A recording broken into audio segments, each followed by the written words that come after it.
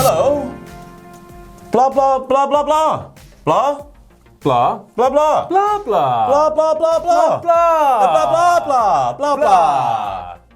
CM Punk has teased Daniel Bryan's arrival to AEW. Impact Wrestling are really after Bray Wyatt, and a top NXT star has been offered a contract extension. Find out who in a little blah blah. Look in my eyes, Sam. What do you see? A handsome, handsome man. Oh, you bloody soul. What do you like, yeah? Oh, I'm blushing. You also see CM Punk's AEW Dynamite debut, because I've just been watching it upstairs. Oh, I still can't believe this is real. I still can't believe this is real at all. It is real. This is a fantastic start of the news video. The blah blahs has knocked me off. The blah blahs has knocked me off as well. But yeah, he made his debut last night and he had plenty more to say. So he stood in the ring with Tony Schiavone on Dynamite, and when he was asked what brought him back to wrestling, he said it was the young talent in the back. And then he put over his opponent at AEW All Out, Darby Allin, as he kind of did already. And he was saying that Darby would be his favourite wrestler if he was a kid. Again, he kind of touched on that before. He said that he's no longer the voice of the voiceless because there are people in the back that have a voice. And then he said the question at All Out will be, does CM Punk still have it? Yes. And the crowd began chanting, yes, you do, Phil. Yeah, Phil. Yeah. And then he replied, that's somebody else's shtick, and you might need to be a little more patient. Teasing the arrival, of course, of Daniel Bryan. The rumours are still rife, so I sat here this morning, as I've just realised, Sam, we forgot to turn that light on there. Does it matter? It doesn't now. Shall we turn it on? Probably, yeah. Shall I get up and turn it on? 2 seconds, everybody. We'll keep this in, why not? Sam, what did CM Punk put on Instagram? So he went a little bit further than just the standard kind of, promo tease. He took to Instagram to post a picture of a handshake. Just a close-up handshake. But the picture actually, if you know where it's from, if you kind of decipher it and get it in the Google machine and do a backwards image search and tweak it just enough and try your hardest to be like a CIA agent off 24 or something, it's a picture from 2004 Ring of Honor match between himself and Bryan Danielson. So it's also from the first time they would square off in Ring of Honor. So it's kind of like a very important photograph for those two men, and it follows up everything he said in the promo, which is teasing the fact that how are they getting so many people this quickly? This is insane. I tweeted this the other day. Imagine saying just a few short months ago that Braun Strowman, Bray Wyatt, Daniel Bryan, potentially still Adam Cole, Iconics, Ruby Soho. I'm worried about this, though. This is the only thing, because I've said this before, but if you have all these releases in such short order, the fans are going to become kind of expecting these debuts, and then again, it's not the exact same situation, but it's sort of similar to what happened with WCW in the way that it was like, and what's next,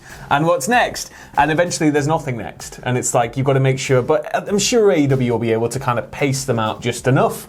But it's just something you've got to marvel at, really, isn't it? It does make you wonder at which point does AEW see a release from WWE and think, oh my god, my roster's full, I've literally got no room left for this new person. But I need this person. Yeah, but I need the person.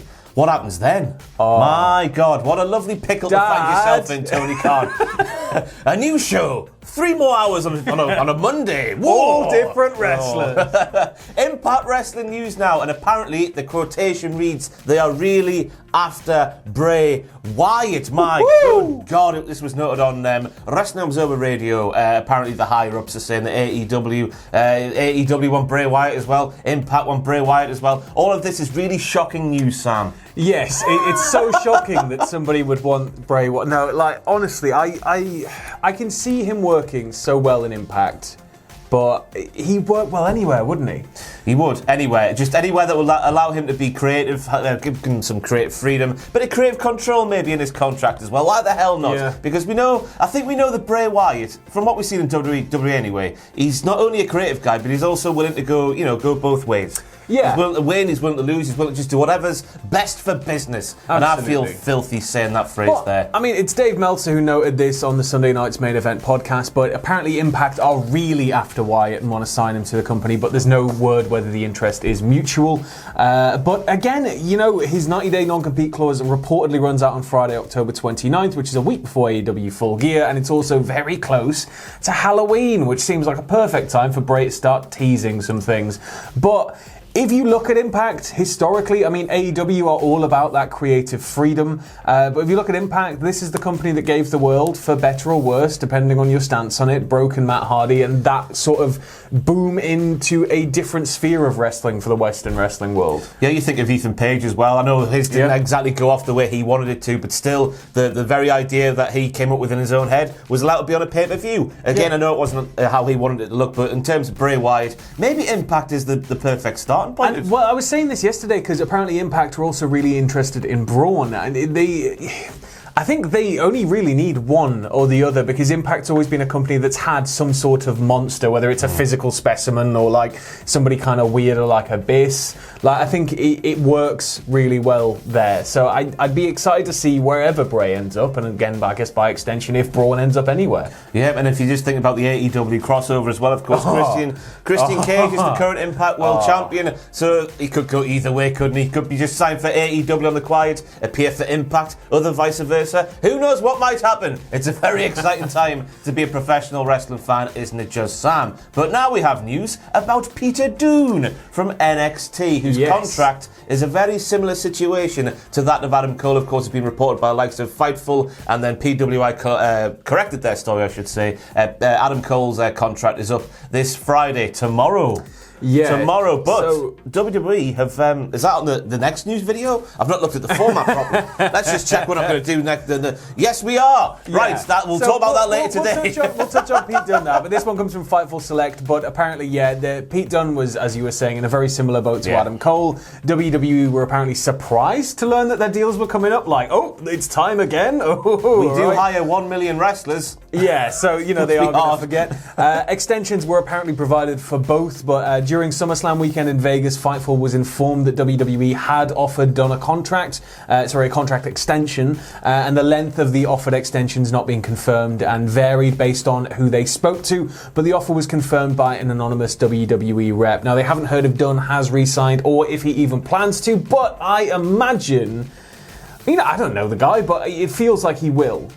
I'm just going off this week's NXT. I don't think it's any shock or surprise or coinky-dink that Pete Dunne would be the guy to confront Samoa Joe first and foremost. I think they say to Pete Dunne, look at what we're going to do to you, Pete Dunne. We're going to make you the guy who topples Samoa Joe and becomes the guy on NXT. Right? That's it. And the thing is, Dunne's been such a vocal sort of company man, especially for the WWE expansion British into the wrestling's UK. fine. But, you need to...